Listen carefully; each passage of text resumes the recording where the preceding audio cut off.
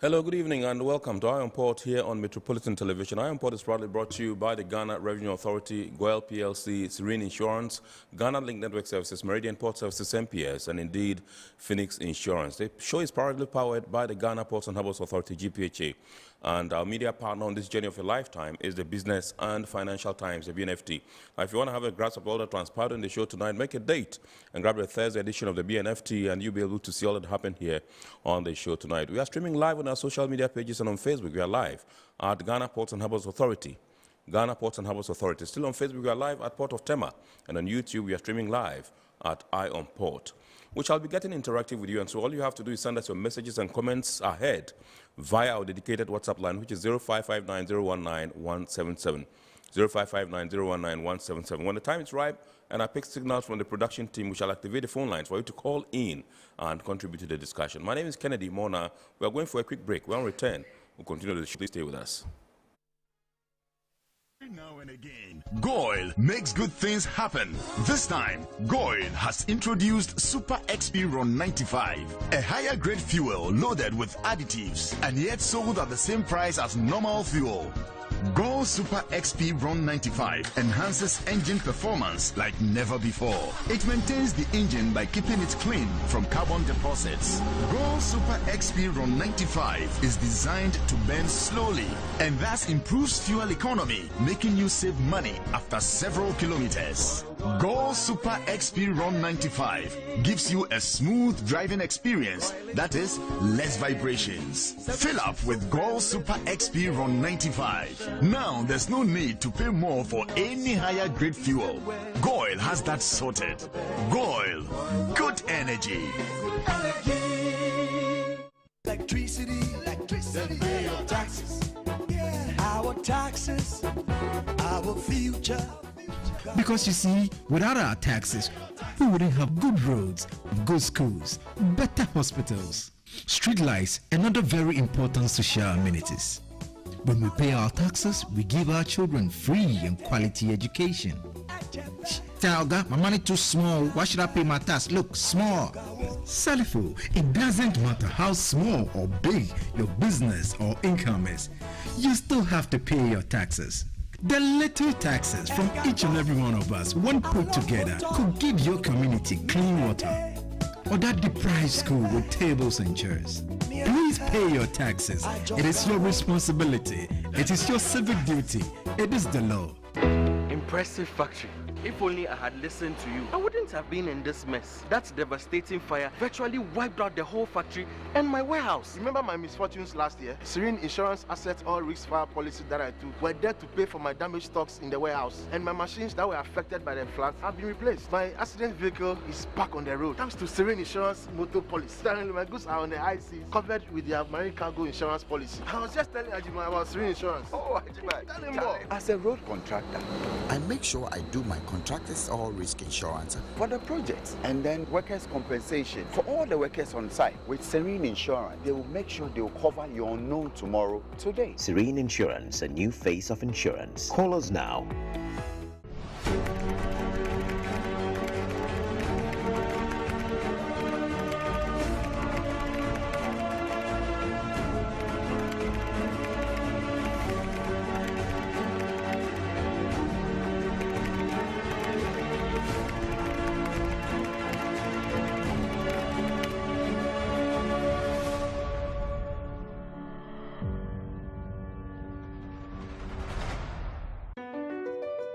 MPS Terminal 3 is Africa's new state-of-the-art container terminal at Tema Port. For manufacturers, agro-processors and traders, the new port means business can be done faster. This infrastructure boost will improve Ghana's port handling capacity, connect more trading routes, and oil the engine of growth for the economy, creating greater opportunities across all sectors as Africa's markets merge and become the largest trading bloc globally. MPS, we connect, you thrive.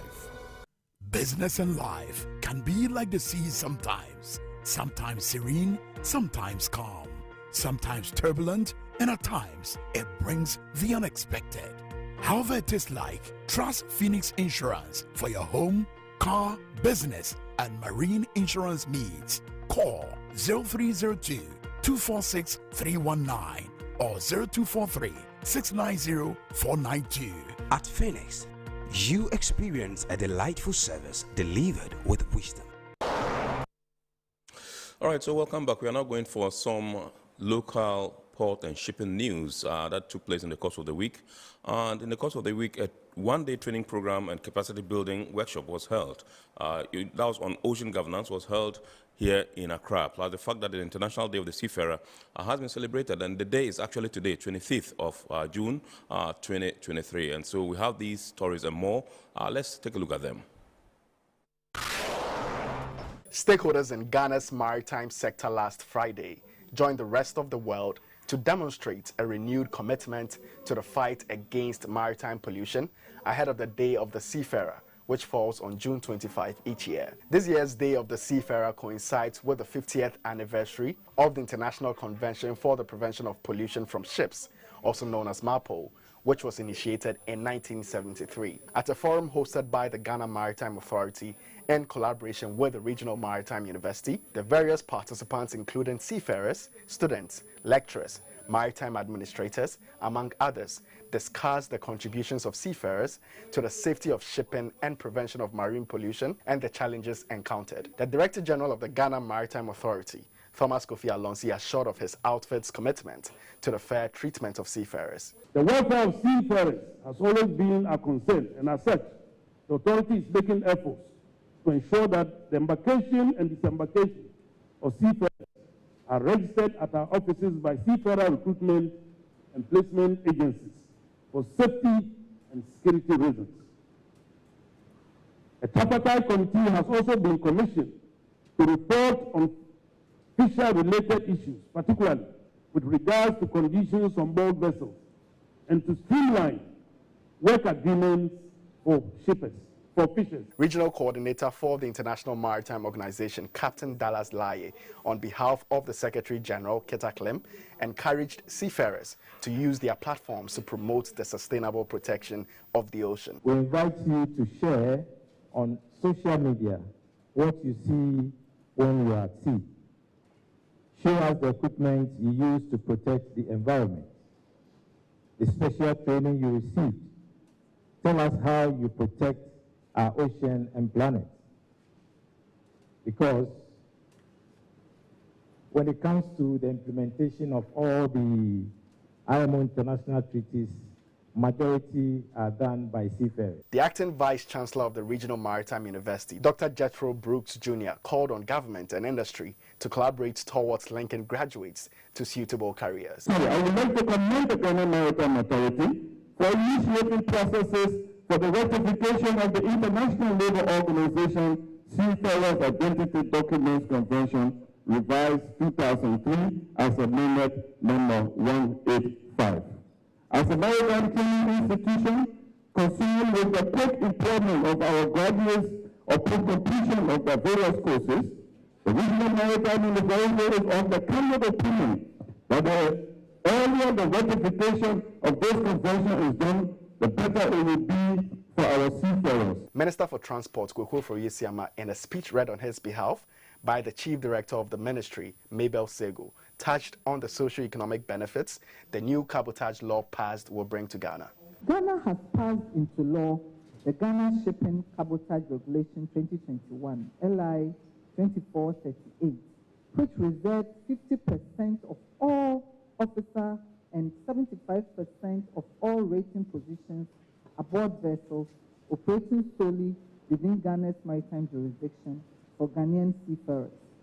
This initiative will not only strengthen our national economy, but also generate employment prospects for our citizens and build local capacity.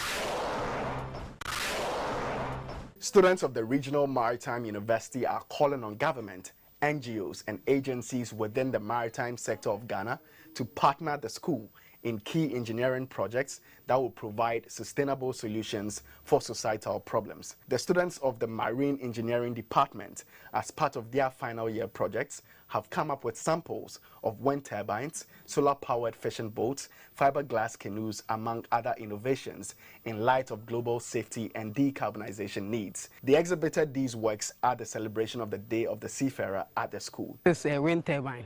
So we are trying as possible to reduce the emission that is happening in our world. So we have designed a wind turbine that can help us generate electricity for for various houses and the industry. We also have solar fishing boats.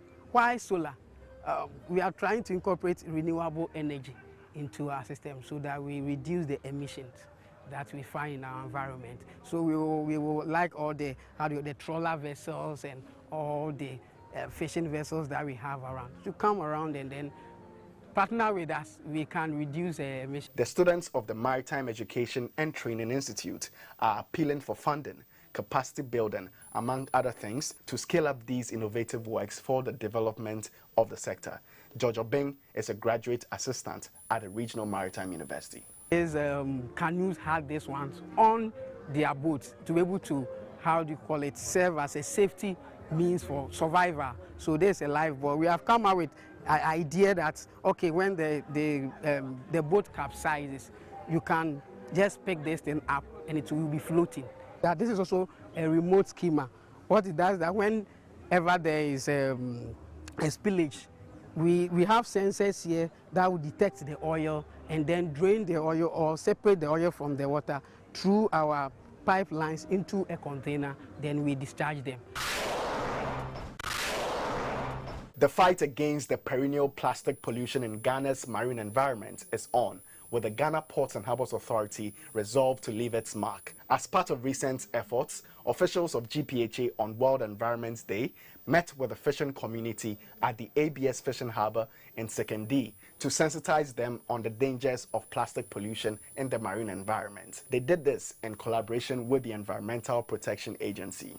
So the key thing is that we must be responsible when it comes to the disposal of plastics. We can also promote the use of alternatives like paper in order to avoid the use of plastic, which will generate more plastic within our system. We are also promoting that the port, together with the fishing communities, are able to segregate their waste streams, particularly plastic. And there are companies within the Western region that can purchase the plastics and recycle these plastics into forms and other use to reduce the plastic that we may have within our country or within the Western region. There's been cases where fishermen go to fish and all that they get is plastics and waste. But it is a human problem that can be managed. So we are looking at creating a kind of awareness to see how we can contribute in managing that situation. That's the reason why we chose the fishing harbour this day to celebrate the World Environment Day.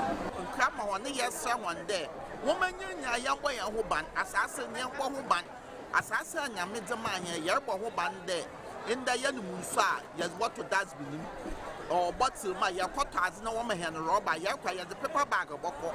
No more rubber yan to 2 good Arabia, nay and then there, you to a gua, near to a good work, no moon. Would do what not the year by him man no ban, year by an assassin no ban, near after a human also no ban.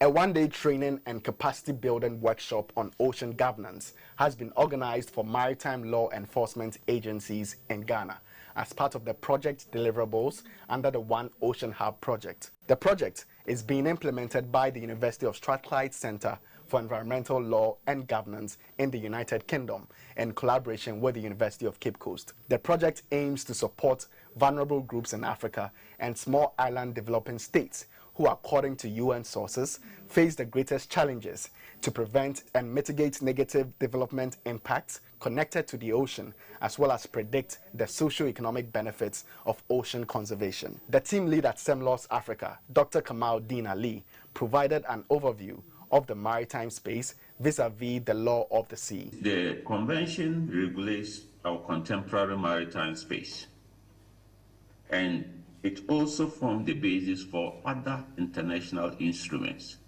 They can be fisheries instruments, they can relate to migration within the sea, they may relate to how to interdict narcotics at sea, they may relate to marine conservation and biodiversity. Even that it may be something that has to do with marine pollution and shipping. The Constitution provides a framework for other international instruments. Head of Department Geography and Regional Planning at the University of Cape Coast, Professor Benjamin Kofi Nyakon, said the training is to ensure good health of the ocean. With this project, we have some priorities. That's how to restore the small pelagic, to look at alternative livelihoods for the fisher folk so that they may not rely much more on the fish stock, to also come out with decision support system to help in the ocean governance. He entreated maritime law enforcement agencies to ensure that industrial trawlers don't ply their activities within the exclusive economic zones, which will affect fishermen. We are saying that we have an exclusive zone where the artisanal fisheries need to be, instead of the industrial trawlers encroaching within this exclusive zone. So the rule is to enforce, to understand that if the trawlers come into the exclusive zone, then it may affect the livelihoods of the artisanal fishers. So their role is to understand that if they don't enforce the rules, then our fisher folks will not have any means to live on.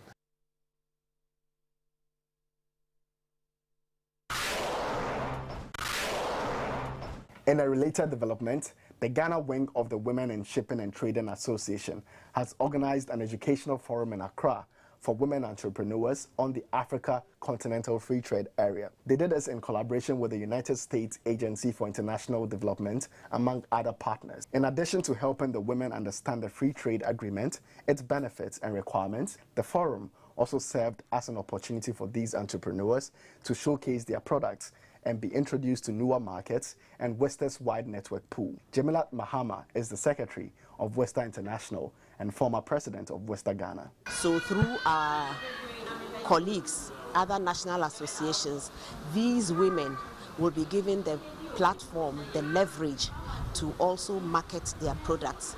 And with such seminars, they will be given, they would have ideas. Women who are not even into business, after this program and more yet to come, will definitely come up with ideas. The Tema section of the Women in Logistics and Transport, WILAT, has been launched to help mobilize the active participation of women and empower them to lead in an industry considered to be male-dominated. WILAT is the female wing of the Chartered Institute of Logistics and Transport, CILT, with over 3,500 members in 38 countries worldwide, including Ghana. The official launch was also used to address the development of maritime logistics infrastructure for a successful implementation of AFTA. Mabel Kabute is the acting chairperson of WILAT Ghana. The launch of this event seeks to encourage, provide more women with opportunities such as training and professional networking, both local and international. Speaking on behalf of the director of Tema Port, Sandra Opoku, Marketing and Public Affairs Manager Abna Sewa Opoku Fosu said, the launch of the Tema section of WILAT is laudable, as Tema is seen as the fulcrum of logistics supply chain and transport activities. Women rising to become leaders in this industry is essential to inspire future generations and to show that nothing is off limits. Member of Parliament for Tema West, Carlos Ahenkra, revealed that some significant progress has been made with a push for the protocol for women and youth under AFTA. The policy document has been developed, but the protocols are yet to be discussed. And once the protocols are discussed, women and youth are going to have serious support for cross-border trade, especially. And also, there's going to be an enhanced reduction in the cost of doing business for women. All right, welcome back. We are going straight for our word or phrase of the day. And remember, the word or phrase of the day has been fashioned to bring you up to speed with the terms and jargons we use in the shipping industry. And today's word is contraband. Contraband.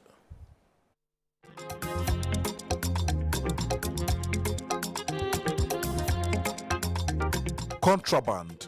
A contraband is any cargo that is prohibited.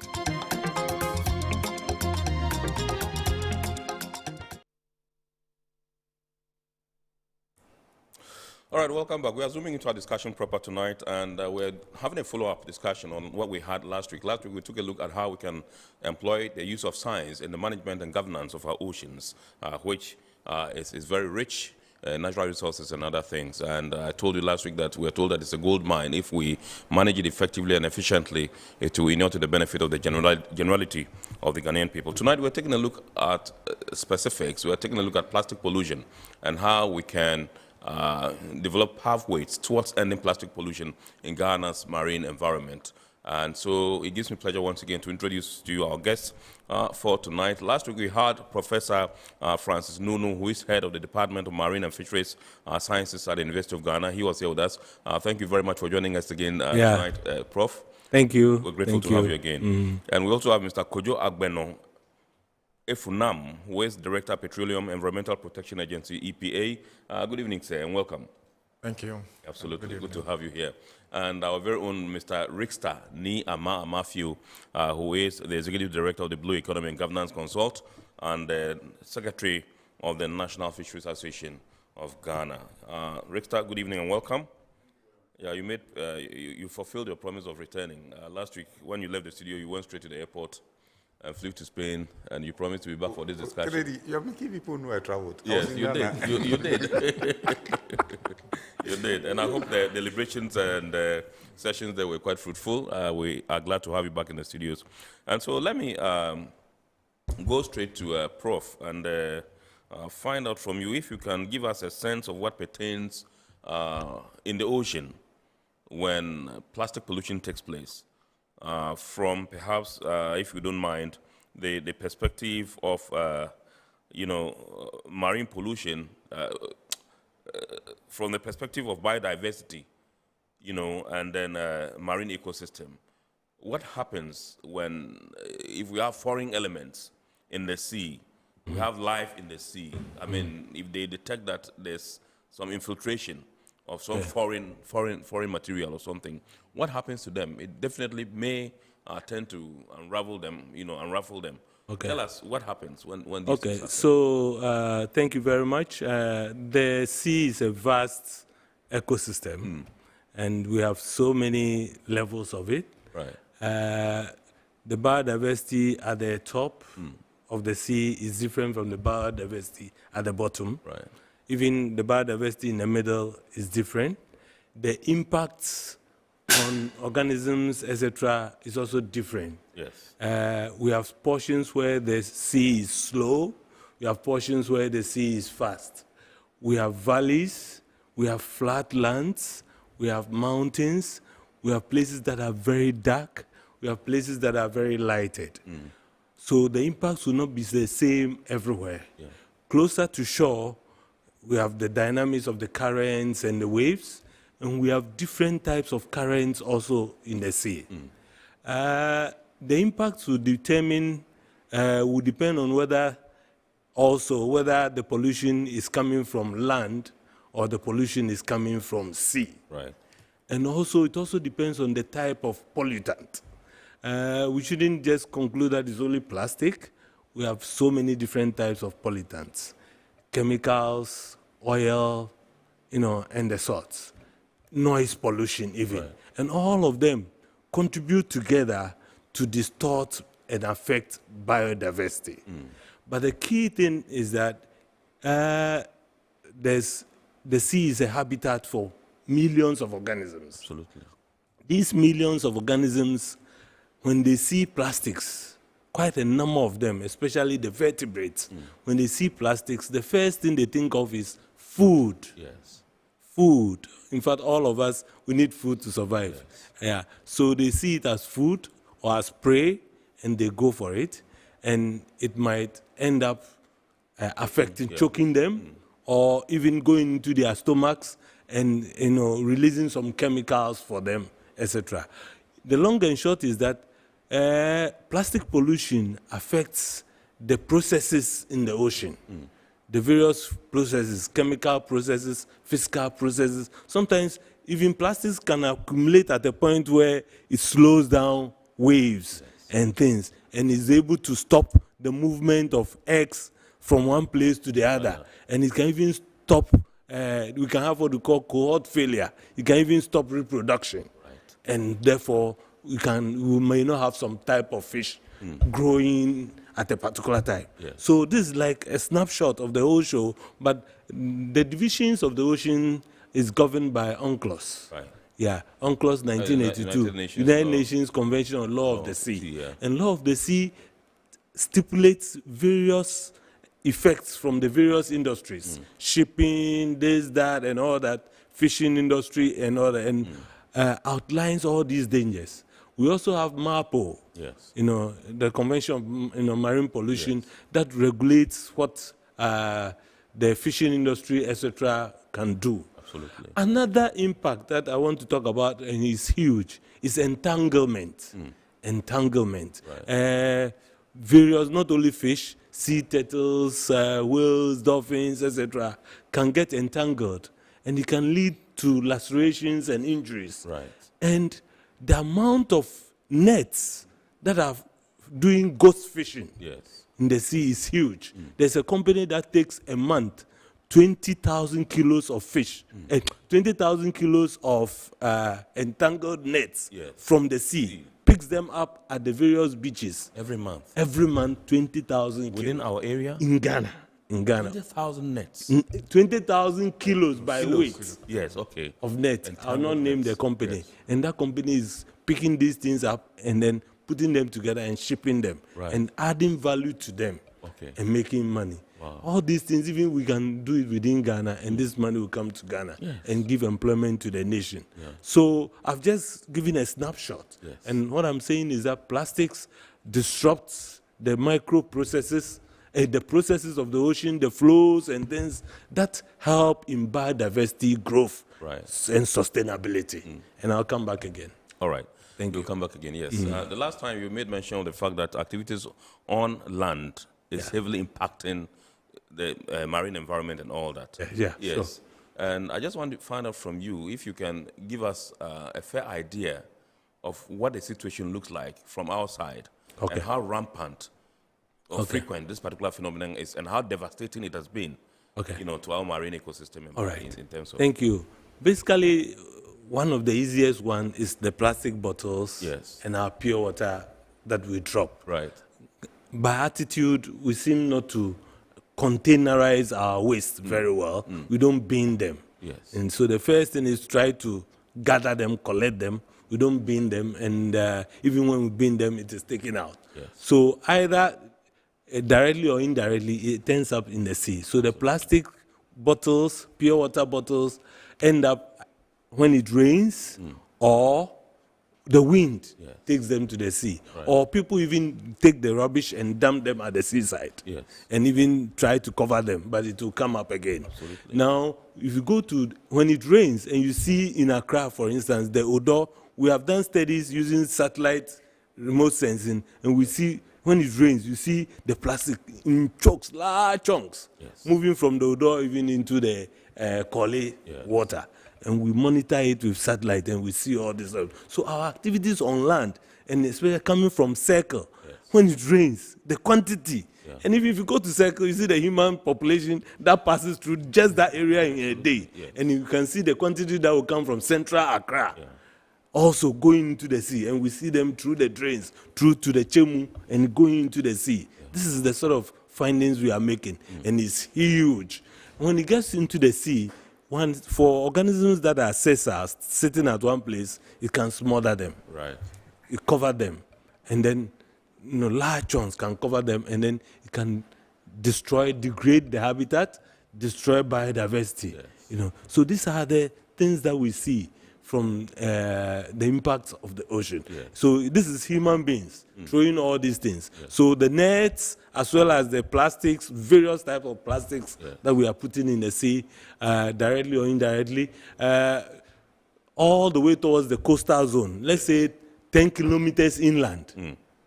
Whatever you do there goes into the sea. Yes. If you urinate even, the water, whatever, within that kilometers of the coastal zone, it goes into the sea. So the coastal waters, and even a little bit even towards offshore, you see this. So I even saw this especially when we were working at the Tishin, we had the desalination plant. Yes. And thanks be to God, I was part of the team that worked on the EIA, and then he can talk about it later.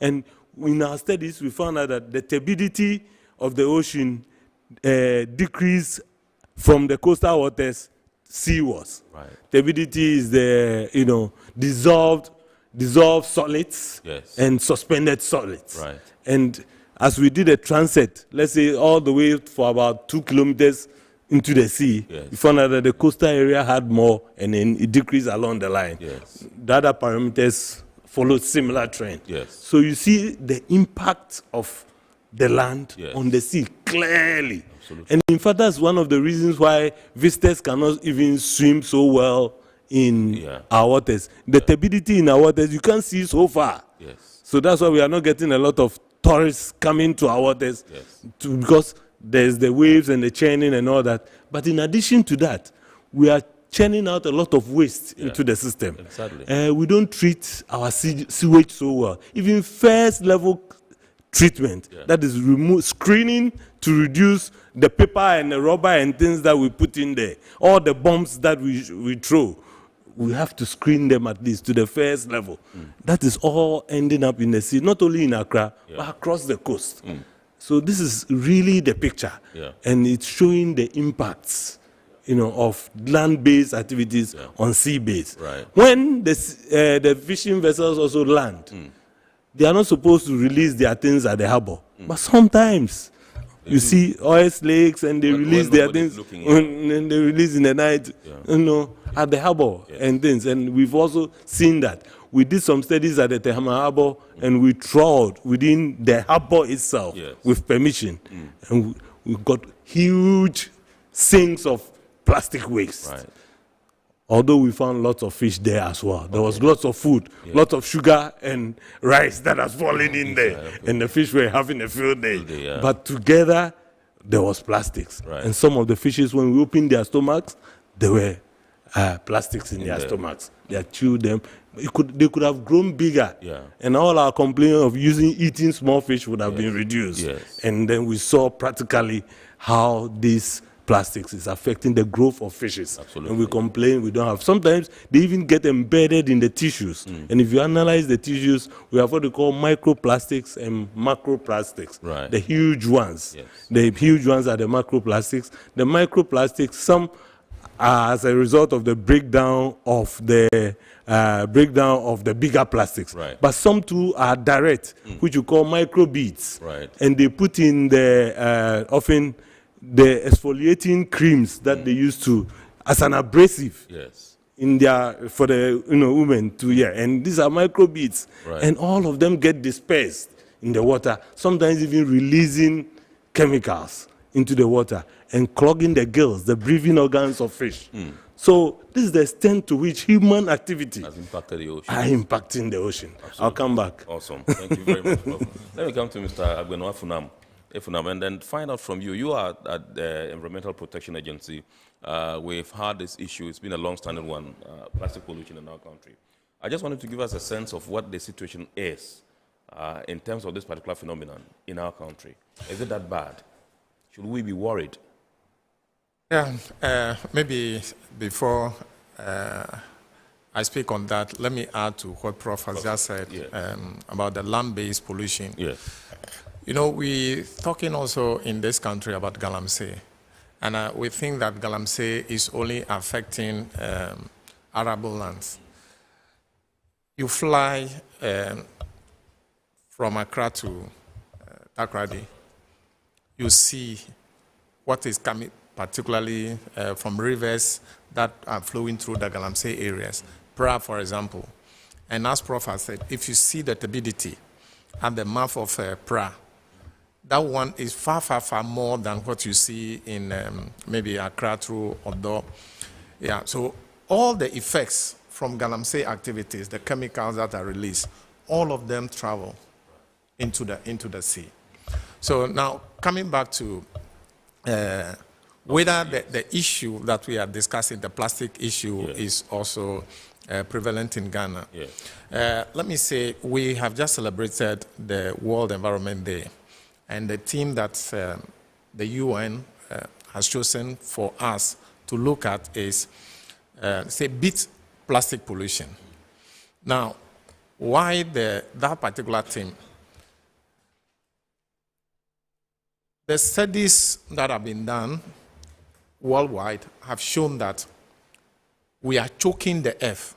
So when you say we are choking the earth, it means that, you know, as humans, if you are, let's say, drinking something or you are eating something and you are choked, you see how difficult it is for you to even breathe. You think that at that moment you will die. Yes. So that is what we are subjecting subjecting the earth to. And the UN had proposed that for the next year, so from the 5th June until we do another World Environment Day next year, our focus should be on plastics to see how best we can minimize or reduce the impact that plastic is having on the earth. And there are 3 processes whereby we get the plastic. Those who produce it, that's the manufacturers. So we have to look at the way that we produce the plastics. Then the second one is the consumption. Yes. So the way we consume plastics is another area that we need to look at. Then finally, the disposal.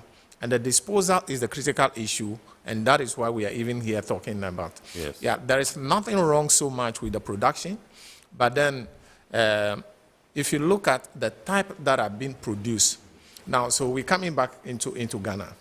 Now, you look at the carrier bags, the one that we normally say, the polythene bag. Anytime we want to buy something, we are giving these polythene bags for free. Absolutely. Now, in other jurisdictions, it's not so. And the microfilms that are being produced as a carrier bag, especially the black ones, they are the popular one. That is the popular one. And they are so bad, they are so dangerous. They are almost like what we call in the plastic terminology, single use. Right. There are a number of, even this one, the water bottles, they are regarded as single use. Yes. But then, if you look at what we do over here, after the water, some people reuse them for other things.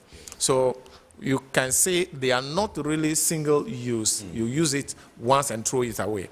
You can use it for something else. Right. Even in our places, offices, once you have this single one, where you have water dispensers, you can go and fill the bottle again, and then you can continue to reuse it. But if you look at the black polythene bag, the one that immediately you take it, you have to dispose it. Immediately you take it, and continually we are churning that. And if you go to our landfills, the landfills are easily filled up. The moment we have a landfill, it's filled within a short time. Why? Because the plastics that go in there, the volume, you see, the plastic has so much volume to occupy when it goes to the landfill. And unfortunately, it does not decompose easily like other materials. A plastic bottle like this will take 450 years, that's what study has shown, to decompose.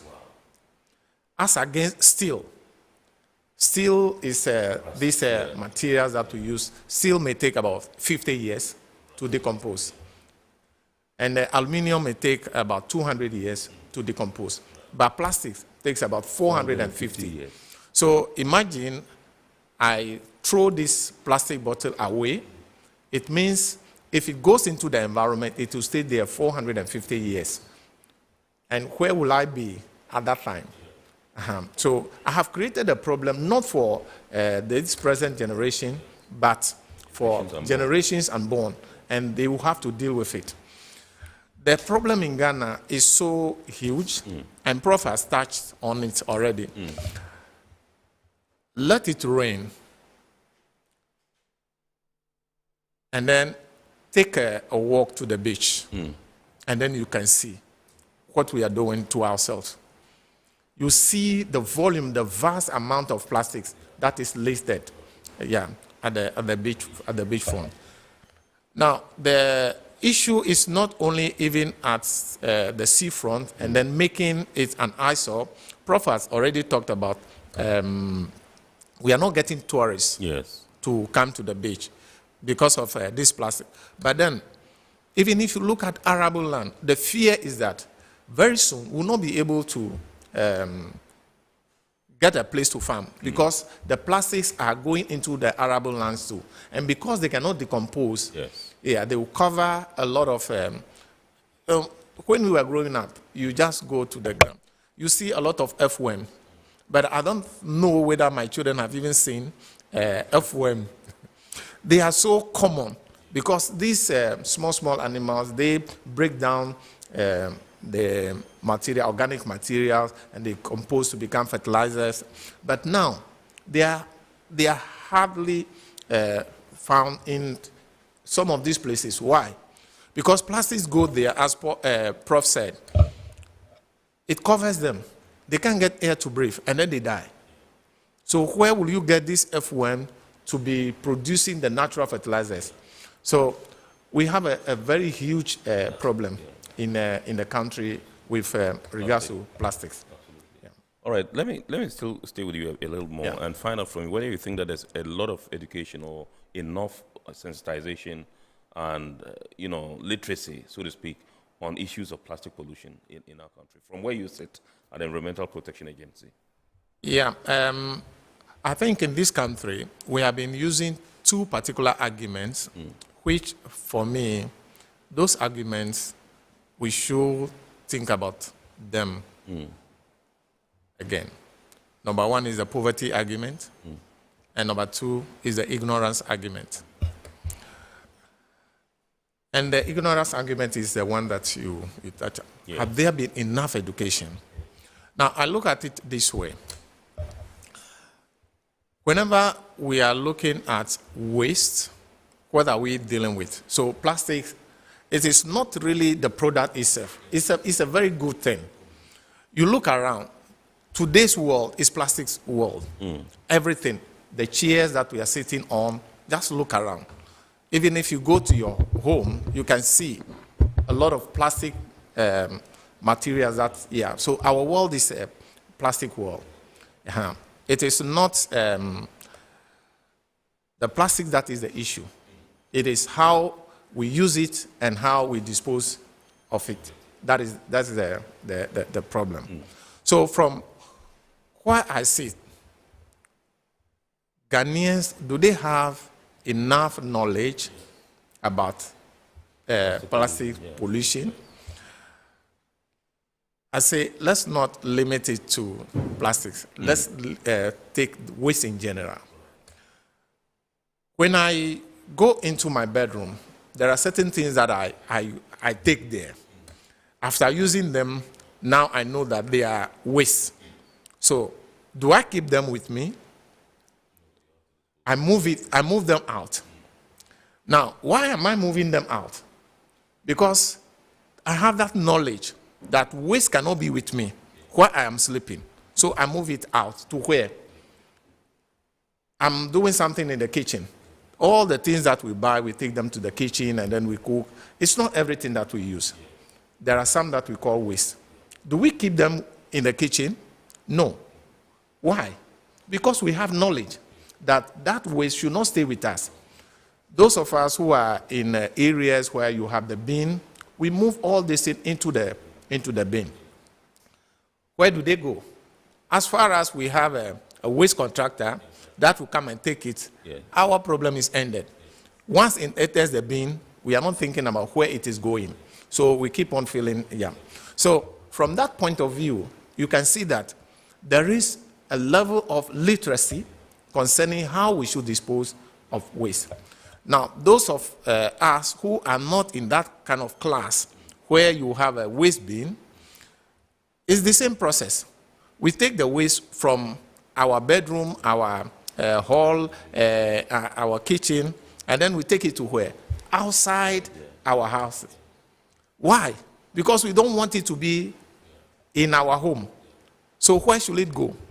Now, we see an empty area in front of us, and then we throw it there. Why? Because we don't want it to be with us. But once it is away from our eye view, we think our problem is solved. Yes. We don't know that we are creating a problem for maybe the municipal authorities or something like that.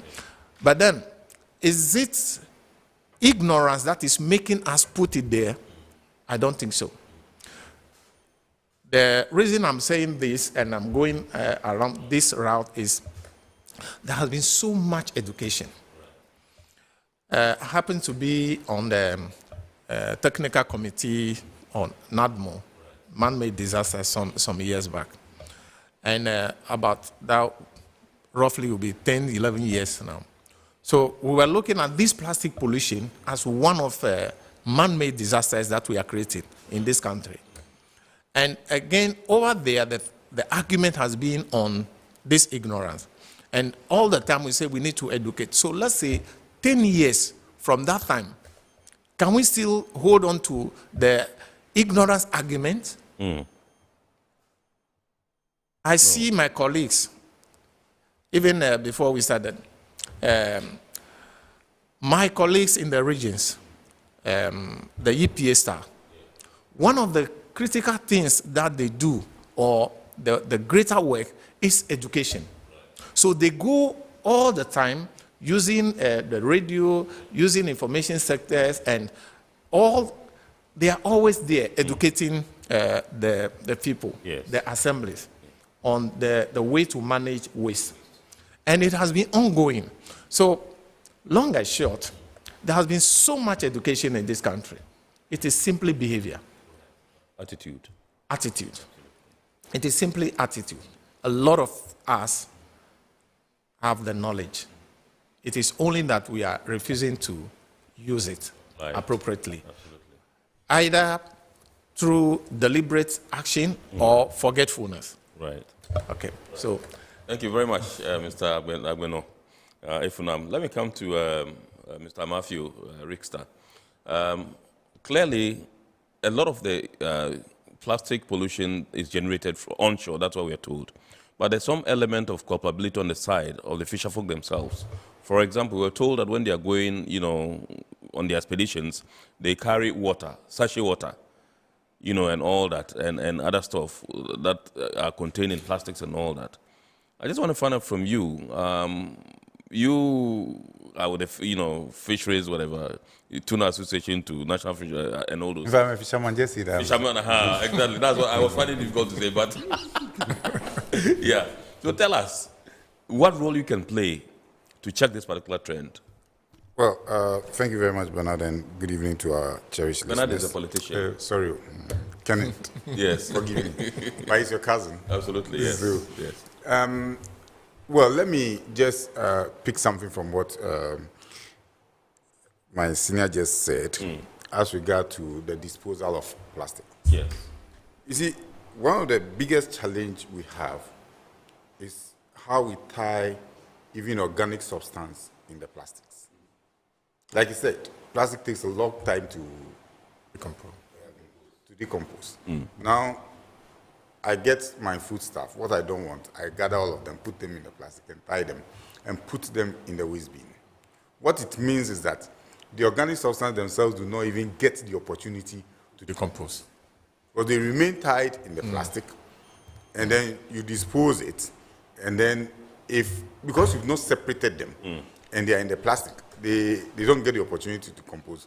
And that's why the landfill will get filled much easier because you have a lot of these tied waste in the plastic that may decompose should they be disposed separately from the plastic.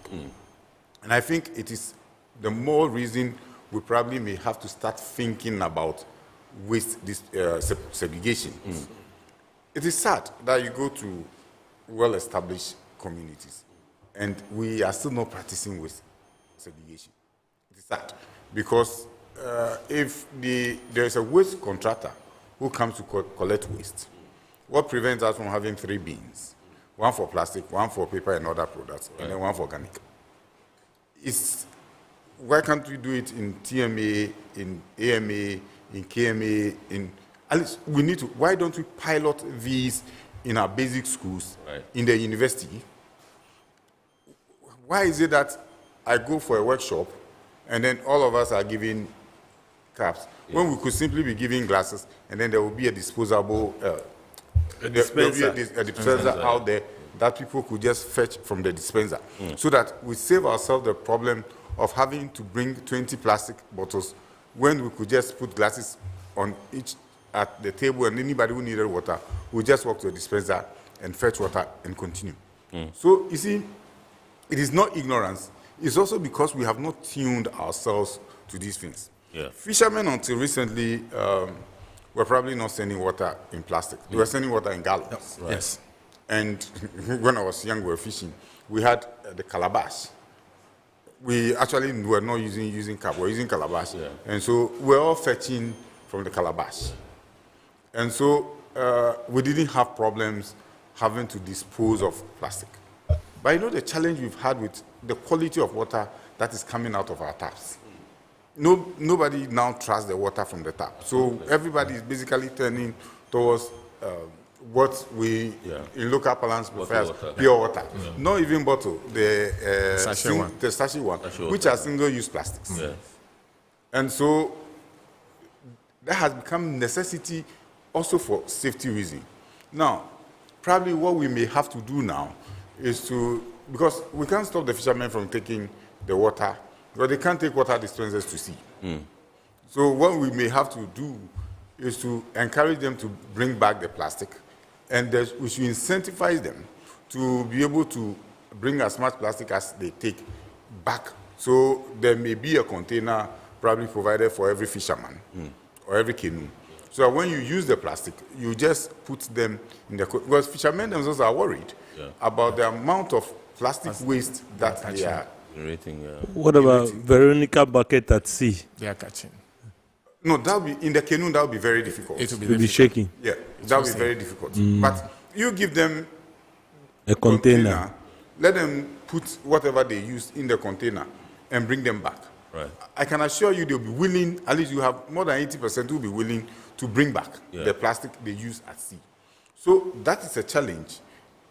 It is easier to deal with when we try to engage them and provide. You see, when you say, oh, let's educate them, and you don't provide them any opportunity to do the right thing, you may say they may hear it, but how do provide the infrastructure. Yes. Yeah, you provide the very basic infrastructure for them to do it. Right. For instance, Prof was talking about entangling nets and all that. Yes. In the tuna industry, we use what we call fish aggregating devices. Fish what? Aggregating devices. Aggregating devices, okay, yeah, sure. And we use, in the FAD, we use nets. And the tuna aggregates around it. One of the rules that had come up is now use biodegradable FAD. And it must be non-entangling. So almost all the tuna companies are now preparing that from 2024 we'll start using biodegradable non-entangling FAD. But you know one challenge you're going to have. Everything you bring to this, you pay huge taxes. Yes. So, and you may not get all the materials you need for the biodegradable FAD. Right. So, if you are bringing materials and you probably may pay more taxes, increasing your cost of operation. Opportunity to produce here. Well, opportunity that you even need the skills, the expertise. People need to. You see, the challenge we have is that a lot of people don't want to get into the sea. They feel the sea is too big, it will take them away. So people don't see the opportunities that are out there. Right? That's why we need to push the blue economy agenda very well. So you need these materials. And for instance, the Korean companies that have Korean partners are importing them from Korea. Those that have Chinese partners may import them from China. But you pay a lot of taxes on them. Right. And so companies may not be too willing to go into a new adventure that comes with a higher cost. Absolutely. We have the challenge of what we call the monofilament nets. When you go to the beaches, you find out that they have these green nets that are made from plastic. Right. One of the reasons the law doesn't allow the use of monofilament nets in our ocean space is because of ghost fishing and the fact that you easily lose them. Right. So when you lose them, they don't decompose. They stay in there and they keep fishing. Right. So those are some of the dangers.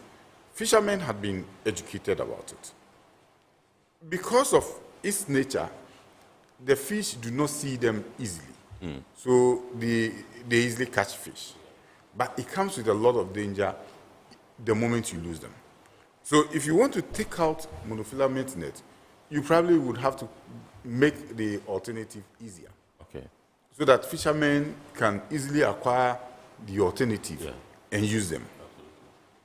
So it is true that there is some level of plastic pollution at sea. It is not unsurmountable. We can easily surmount them. Except that we need the right policy to deal with these things. I think that the Fisheries Act also adequately deal with issues of marine pollution. If you look at 91, 92, 93, deals with issues of marine pollution.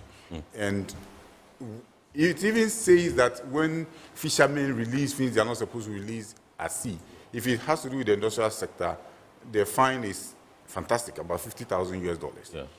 If it is the lower sector, then they're talking about 50 penalty units and a maximum of 500 penalty units. But these can all be, issues of plastic can be legislated properly.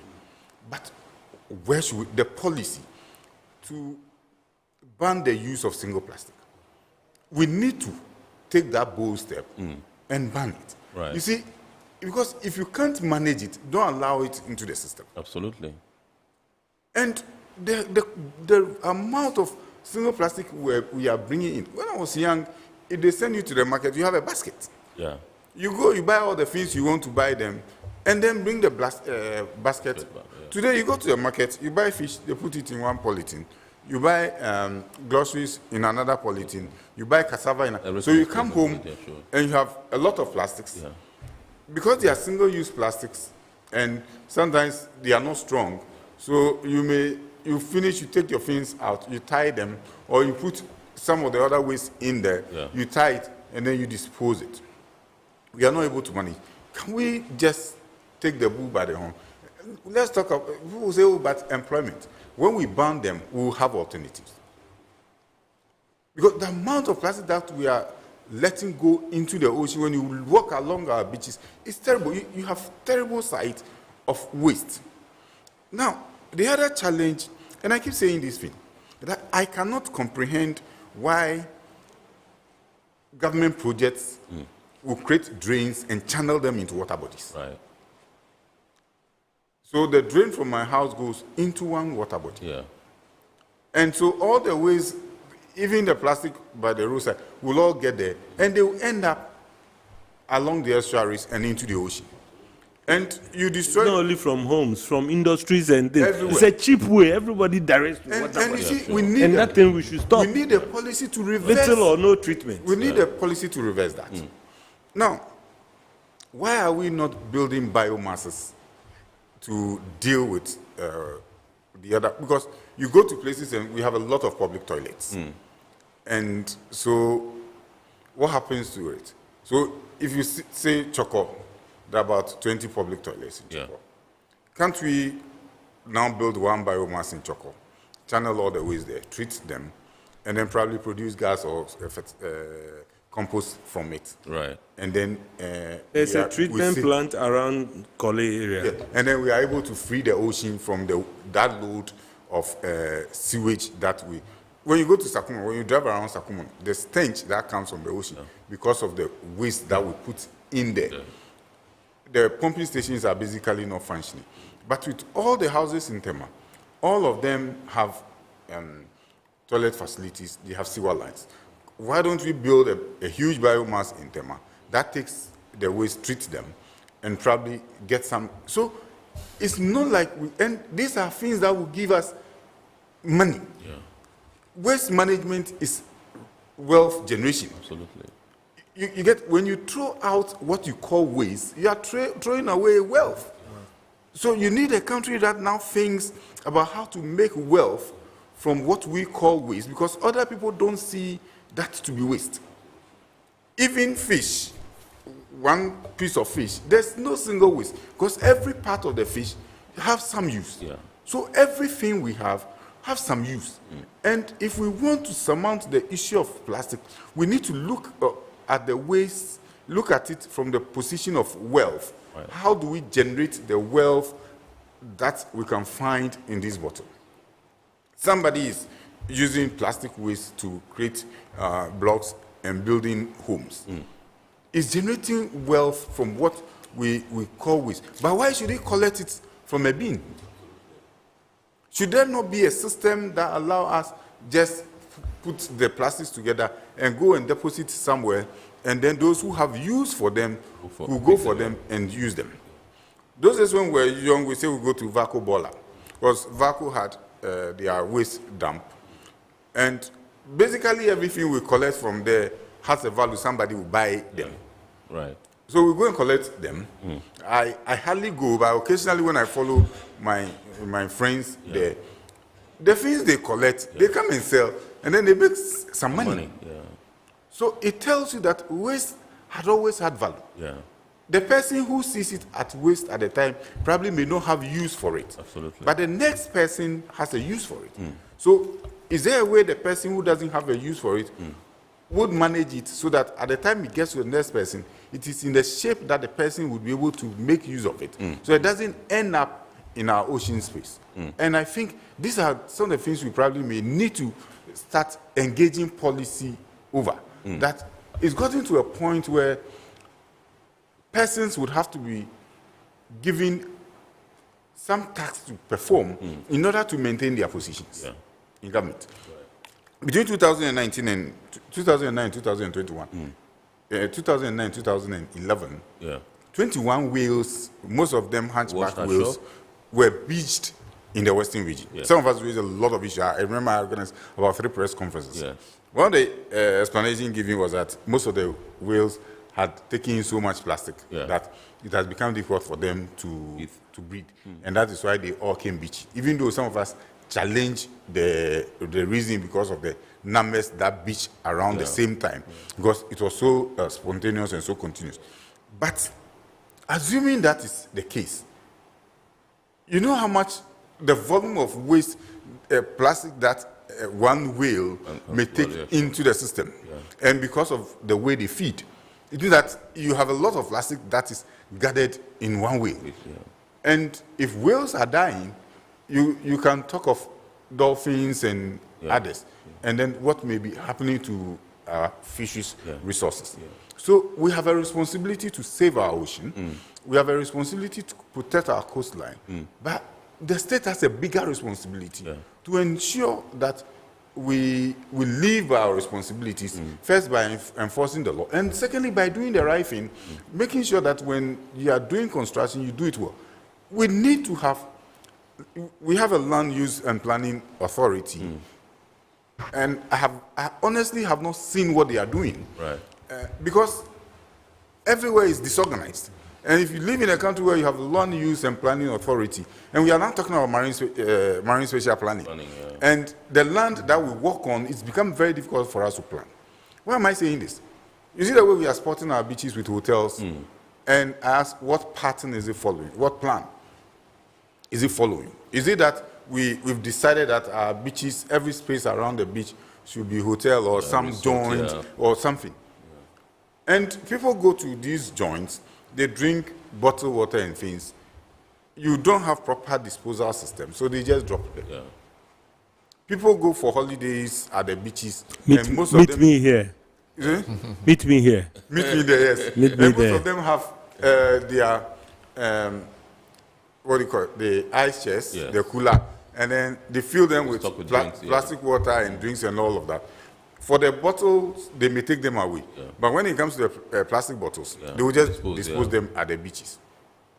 If you don't have a proper management system at the beach to clean them, they leave them there. Yeah.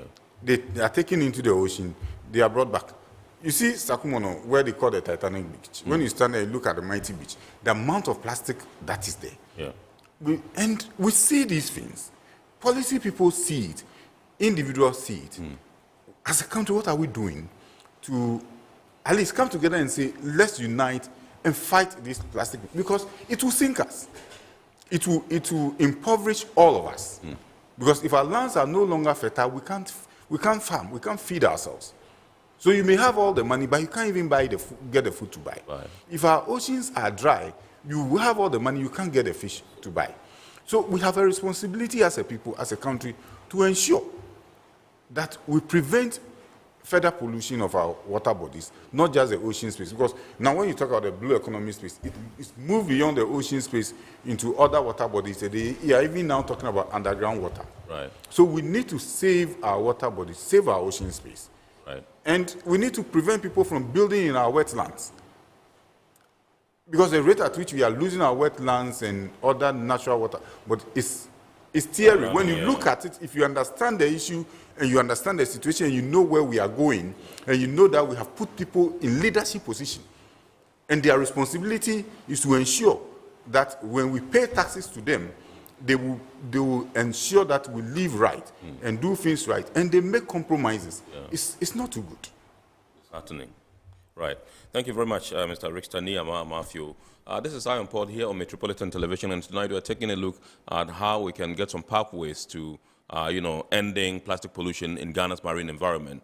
And that comes on the heels of the topic we discussed last week, which had to do with the adoption of scientific methods or scientific ways to ensure our ocean management and governance for the benefit of our people. We're going for a quick break. When we return, we'll continue the discussion. Please do stay with us. Every now and again, Goil makes good things happen. This time, Goil has introduced Super XP Ron 95, a higher grade fuel loaded with additives and yet sold at the same price as normal fuel. Goil Super XP Ron 95 enhances engine performance like never before. It maintains the engine by keeping it clean from carbon deposits. Goil Super XP Ron 95 is designed to burn slowly and thus improves fuel economy, making you save money after several kilometers. Goil Super XP Ron 95 gives you a smooth driving experience, that is, less vibrations. Fill up with Goil Super XP Ron 95. Now there's no need to pay more for any higher grade fuel. Goil has that sorted. Goil, good energy. Electricity, then pay your taxes. Our taxes, our future. Because you see, without our taxes, we wouldn't have good roads, good schools, better hospitals, street lights, and other very important social amenities. When we pay our taxes, we give our children free and quality education. Tell God, my money too small. Why should I pay my tax? Look, small. Salifo, it doesn't matter how small or big your business or income is. You still have to pay your taxes. The little taxes from each and every one of us, when put together, could give your community clean water. Or that deprived school with tables and chairs. Please pay your taxes. It is your responsibility. It is your civic duty. It is the law. Impressive factory. If only I had listened to you, I wouldn't have been in this mess. That devastating fire virtually wiped out the whole factory and my warehouse. Remember my misfortunes last year? Serene Insurance Asset All Risk Fire policy that I took were there to pay for my damaged stocks in the warehouse. And my machines that were affected by the floods have been replaced. My accident vehicle is back on the road thanks to Serene Insurance Motor Policy. Currently, my goods are on the high seas, covered with their marine cargo insurance policy. I was just telling Ajima about Serene Insurance. Oh, Ajima, tell him more. As a road contractor, I make sure I do my contractors all risk insurance. For the projects and then workers' compensation for all the workers on site with Serene Insurance, they will make sure they will cover your unknown tomorrow today. Serene Insurance, a new face of insurance. Call us now.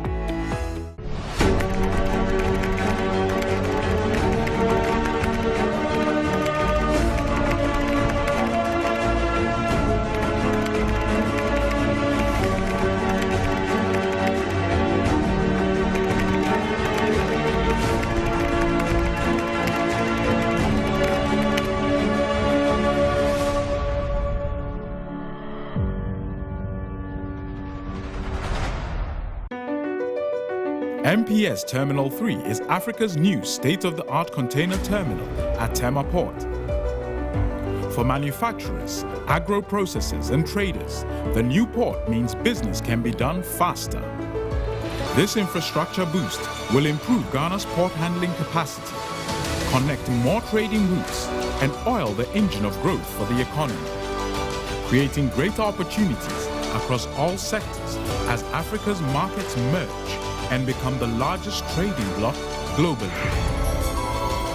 MPS, we connect, you thrive. Business and life can be like the sea sometimes. Sometimes serene, sometimes calm, sometimes turbulent, and at times it brings the unexpected. However it is like, trust Phoenix Insurance for your home, car, business, and marine insurance needs. Call 0302 246 319 or 0243 690 492. At Phoenix, you experience a delightful service delivered with wisdom.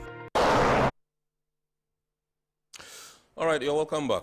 We are going into the discussion one more time, and I would go straight to Prof. Nunu this time around and just find out from you what advice you can prefer in terms of best practices to manage this particular trend of plastic pollution as far as the marine environment is concerned.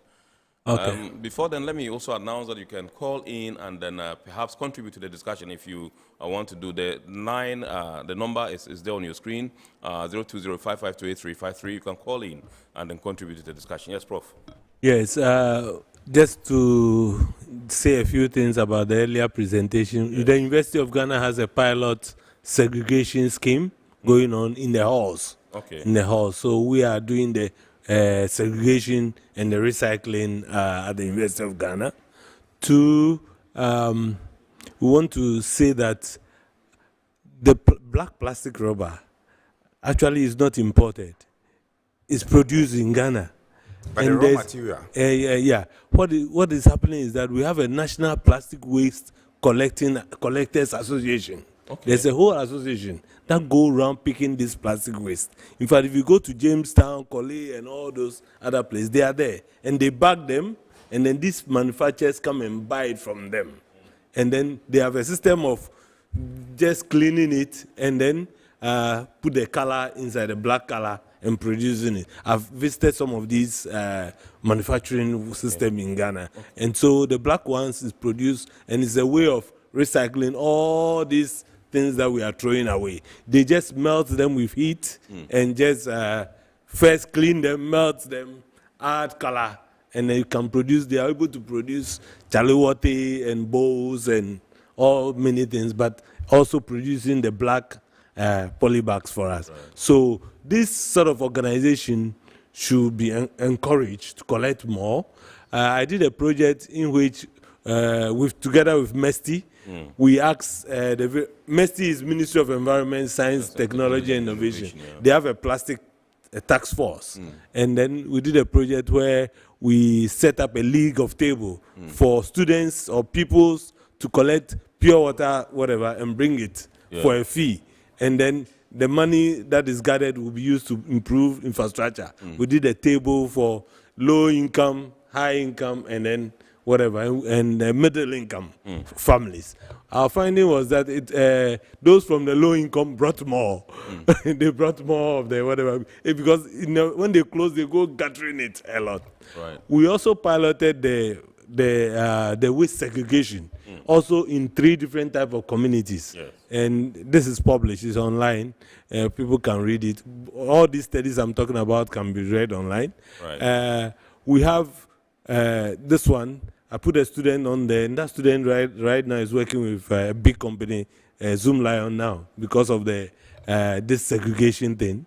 So what we did was to also divide the group into 3 different communities, low, medium, and whatever, and see how they can adequately segregate at source. Right. Adequately segregate at source. And we saw that in this particular case, those from the high income area were able to segregate at source better than the low income people. One of the main reasons was that they had house helps and things, and then they delegated this house help to be doing the source separation for them.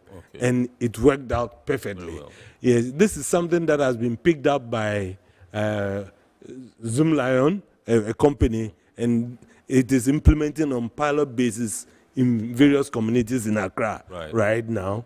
Yes, I will support the waste source segregation, because from what my brother described, we tied organic, and then we even don't allow the organic to come out to help the environment. So I'll support waste source separation, which can be done very easily. I've seen it practiced in many countries, over the world, especially in South America. I saw it. They have containers, colored containers for them, and then they pick them up. I also support the ban of single-use plastics. Right. There's so many of it, and you go to a shop, you ban it, and then you also give an incentive. Instead that people will pay for having if you want it. Yes. So bring your bag. If not, you pay to have the polythene. Yeah. Else there's nothing to put your... And you pay more. You pay more. In fact, then there's nothing to put your goods inside. Yeah. And let's go back to our paper bags. Yeah. Right. I also call for more collaboration among the institutions. Right. For me, I think we have so many policies. The policies are there. And as he described some of them in the various acts, there's a need for more collaboration among the institutions, and then enforcement. And then we should also provide infrastructure. Sometimes you have your thing and you don't even know where to put them. You go many kilometers. Sometimes I'm driving, I'm traveling, and I've got waste in my car. I want to stop somewhere and put it, and you can't see anything. Sure. And where even the skips have been provided, they are not emptied on time. Right. And even when it is picked, it's not covered. And as the skip is going, it is rather redistributing it across the country. That's really a bad thing, Right. So I'm talking about infrastructure. I'm talking about empowering these waste collectors to collect more. Right. I'm talking about waste source segregation. Right. All these are best practices. Absolutely. And banning single-use plastics. Yeah. Thank you. We don't have enough time, Mr. Agweno Ifunam. But let me just find out from you whether indeed he mentioned his support for the ban of single-use plastic. I just want to find out from you, do you support this particular idea to ban plastics totally in our country? Yeah, it's that people are single use. Yes. Yeah, it's not only Prof who said it. That colleague. Yes. Personally, I support it, and I think it is a high time we start that. But most of the time, as I mentioned, from 2000, we've been talking about this, and the argument is always at the side of poverty. That this, if we ban this, number of companies are going to collapse. We are not going to have jobs and something like that. But the point is, if you want to ban something, you are not going to say tomorrow all those who are producing these bags, they should stop. Yeah. There is always a timeline that is given, and most of those companies can retrofit. Yeah. And you give them time. So if, for example, when we were having this discussion some 10 years back, we have taken that bold step. And then the companies that are there, we said, we are giving you 5 years. From this time, 5 years going, we don't want this thin film or this single-use, especially the black one, and all that, we don't want to see it again. The carrier bags must be such a way that the one who is going to dispose of it is having some pain that this good thing, I'm going to throw it away. So I'll rather keep it and fold it neatly. The next time I'm going, I use it. So if we move from this thin film, the one that you, as Richard said, sometimes you take it and then before you know, it's torn. So you can't use it again. Right. It has to go to the bin. Now they have tote bag, the plastic, the cloth bag. It's become fashion. Yes. Let's promote that. Yes. They call tote bag, different designs. Yeah, different designs. Yeah, that are coming out. So I support the ban on the single use. Let's just give them the manufacturers time. And you remember I said the UN idea is we must look at the production cycle. Yeah. So that is the starting from the production cycle. So do we still want to continue to produce it the way it is? Right. There must be a change. We must bring a change. And then that is when we are looking at enforcement of not producing, that is the ban, then it will help people to change the way that they produce it. Yeah. Then the second thing that he mentioned is infrastructure, which Prof also supported. Yes. These are critical pathways for us. The last time I was talking with one of my colleagues, they are in our education department in the agency. Seconds, please. Oh, okay. So, okay.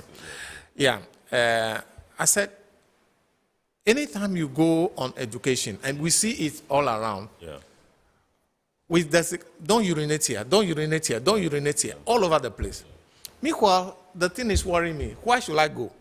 There is no place that is pointed, and that is what Prof mentioned. I have this. Don't dispose here. Don't do it here. But to where? Yeah. So instead of having the infrastructure and pointing people to it, we are always doing the negative one. Pathway should be positive. Great. Thank you very much. I'll come to you and find out whether you have some solutions to prefer as far as this particular phenomenon is concerned, and then we wrap up. I'll give you 1 minute to do that, but we'll go to the inbox and indulge our viewers. This one says, hello, I'm Port. Very critical decision there. Kudos. I would like to know from government's perspective what plan it has for national waste segregation. Perhaps the EP official can help. My name is Benis in Accra. Well, we'll take that response and give it to you so that you can watch that in our abridged version. This one says, my name is Kofi Kwashiga. I am all for the ban on single-use plastics. We are truly suffocating the earth with plastics. It's not just about the future generation, but even we, the current generation, is at risk. And this one from Kweku Botre in Tema says, I think waste segregation is seen as a rich man's practice. We may have to not only educate and support, but support that with the provision of infrastructure. The state should sacrifice and spend money on waste segregation bins and distribute them in the community. Yes, so let me find out from you, what solutions do you have to proffer, Mr. Matthew, and then we wrap up. I think at this stage we need to start taking out what we have put in there. And we need to find ways and means of taking it. Just in 1 minute, please. And ways and means of taking it apart from a few associates. You need to have a clear government policy and direction that is saying that we are taking plastic, at least as much as we can, out of the system and put them to better use. And so it may not, Zoom Lions and others may not be enough. So whilst we are looking at some other policies like waste segregation, which I think that every primary school in any corner, preschool, should have facilities for waste segregation. All educational institutions. All education, health institutions. You see, it must be clear by the roadside, like Prof was saying. When I'm walking and I have a plastic, my car is always dirty because I can't throw it out there. So my car is always dirty. You should have places where you can properly dispose some of these waste. So when we are doing that, we should also be thinking about how to take what we've already put into the system as much as we can take, so that we start cleaning our beaches and making our environment cleaner. Great. Thank you very much indeed, Mr. Richter Ni Amafio, who is the Executive Director of the Blue Economy and Governance Consult. He's also the Secretary of the National Fisheries Association of Ghana. We say thanks to Professor Francis Nunu, who is the head of the Marine and Fisheries Sciences Department of the University of Ghana, and indeed to Mr. Kojo Agbeno Efunam, who is Director in charge of Petroleum at the Environmental Protection Agency. We say thanks also to our sponsors, Ghana Revenue Authority, Well PLC, Serene Insurance, Ghana Link Network Services, Meridian Port Services, and Phoenix Insurance. We entreat you to watch the abridged version of Iron Port on Wednesday at 8:30 p.m. on Ghana Television. My name is Kennedy Mona. God willing, we shall bounce back next week with another wonderful edition of Iron Port. Have a great evening and keep watching the rest of our programs in a super week ahead. We are out for now.